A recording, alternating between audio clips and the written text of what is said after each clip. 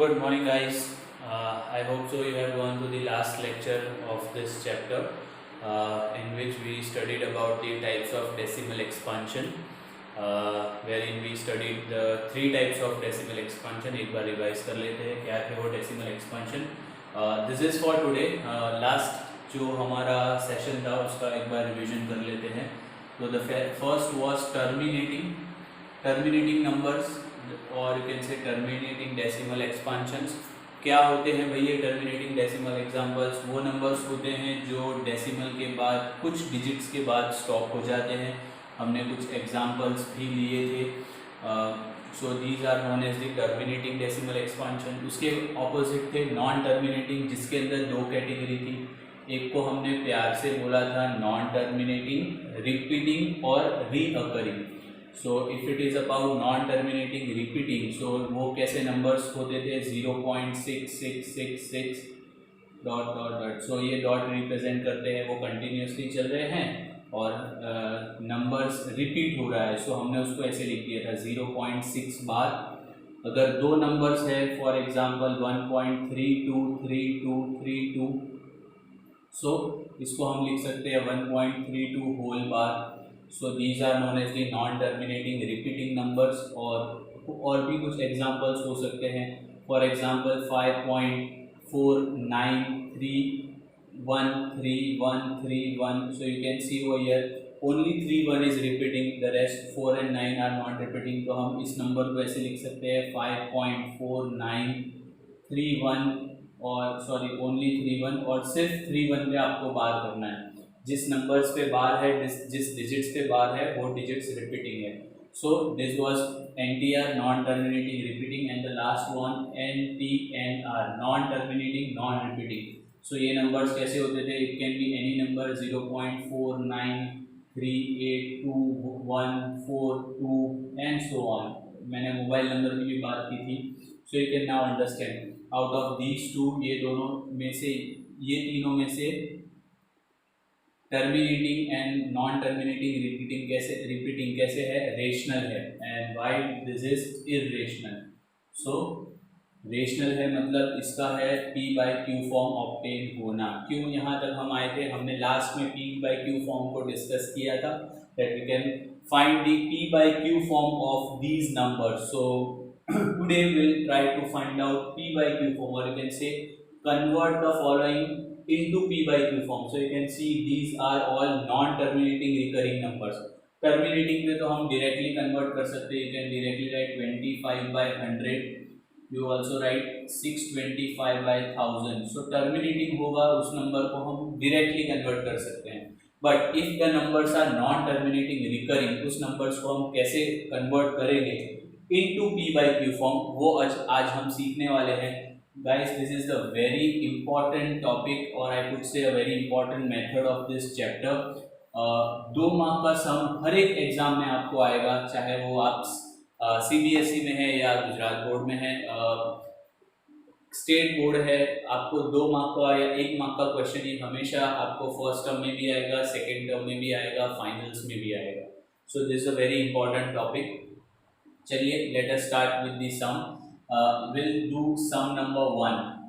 So sum number 1 represent 0.6 बार. सबसे पहले क्या करना है? आपको इसको लिख देना है. कैसे लिखेंगे हम 0.6 bar? It can be represented 0.666 और डॉट डॉट बता देना है. The very first step is let. हम सपोज करते हैं x इज इक्वल्स टू 0.666. इसको आप दे देंगे इक्वेशन नंबर 1. हमने क्या सपोज किया? ये जो 0.66 है इसकी वैल्यू कितनी है? x. हम इसको 10 से मल्टीप्लाई कर रहे हैं. दोनों जगह पर हम 10 से मल्टीप्लाई करेंगे. सो x multiplied with 10 it becomes 10x.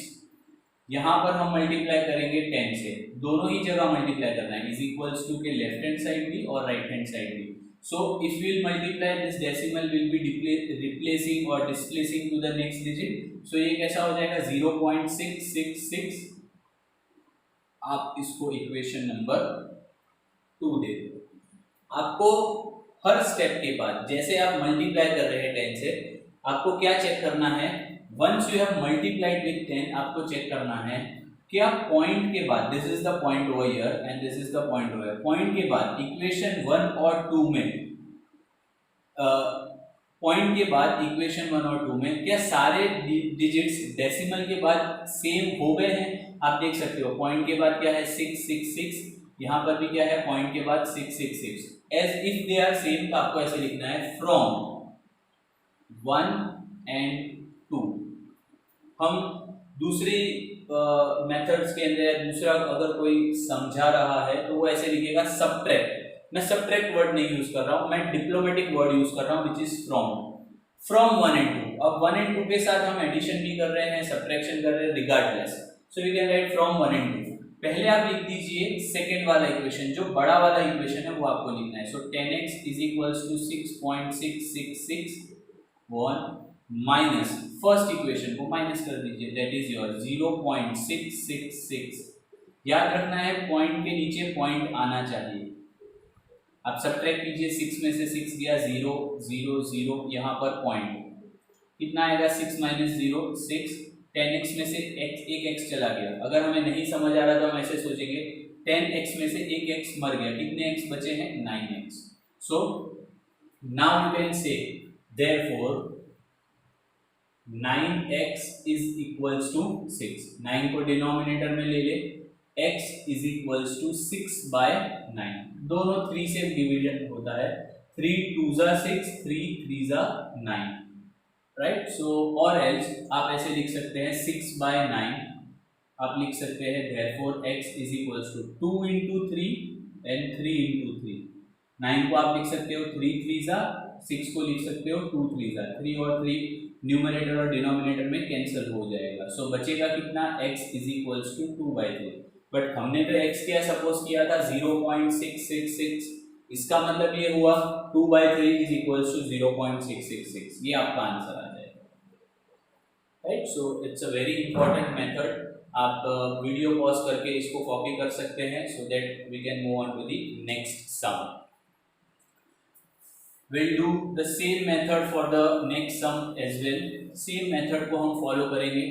We are not going to change the method. There might be possibility आपको direct method भी सिखाई जाती है. Direct मतलब आपको directly multiply करना होता है, लेकिन I would never suggest that method. The reason being is जब हम ये method को सीख रहे होते हैं there are chances multiplication में problem होता है, इसीलिए मैं direct method को कभी suggest नहीं करता. Let us start with sum number 2. So sum number 2 says 0.47, बात सिर्फ 7 पर है। आप इसको क्या लिख दोगे 0.4777 go on। क्या करना है, सबसे पहला स्टेप है लेट। क्या सपोज करते हैं आप x is equals to 0.4777।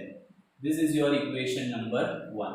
दूसरा स्टेप क्या है, हमेशा 10 से मल्टीप्लाई करो, तो x multiplied with 10 that becomes 10x। जो डेसिमल है डिस्प्लेस होगा, सो इट विल बिकम 4.777 आपका equation number 2। Now you can check क्या डेसिमल के बाद दोनों ही इक्वेशंस में नंबर सेम है। See here you can read it out 0.4777, यहाँ पर आप करेंगे it will be 0.777। So you can say decimal के बाद यहाँ पर 4 है, यहाँ पर 7 है, मतलब ये दोनों इक्वेशंस अभी सेम नहीं है। आगे जाते हैं और मल्टीप्लाई कीजिए 10 से, सो 10 into 10, so it will become 100, 10 10 100, 100x हो गया।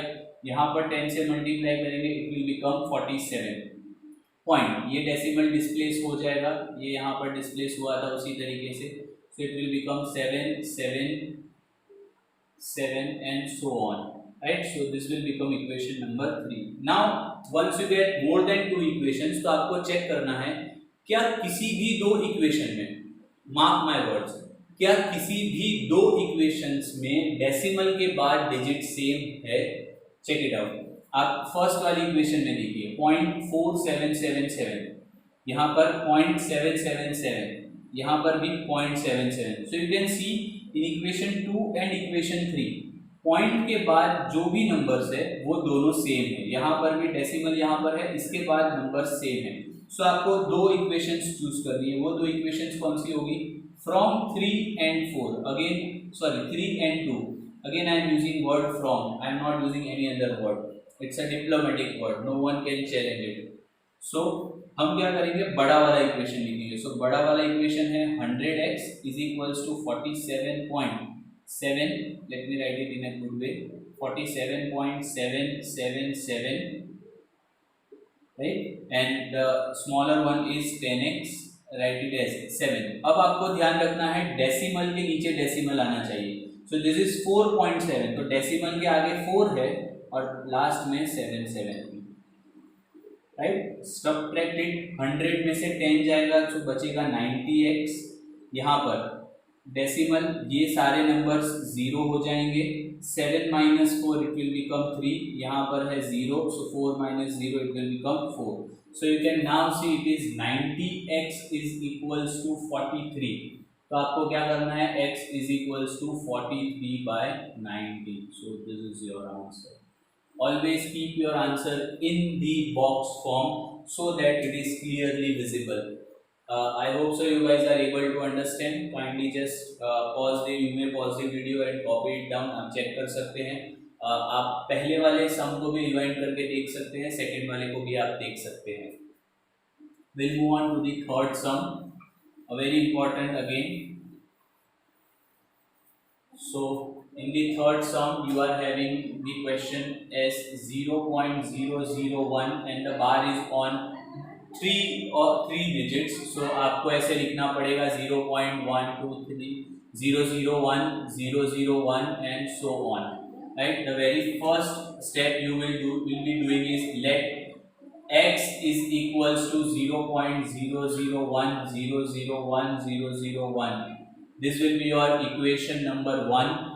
उसके बाद हम क्या करते हैं, 10 से मल्टीप्लाई कर देते हैं। So 10x will become, now the decimal will be displacing over here, right. So आप क्या लिखेंगे इसको, ये 0 आगे 2 0 आ गए, लेकिन हम एक ही 0 को लिखेंगे बिकॉज 2 0 का कोई मतलब नहीं होता है।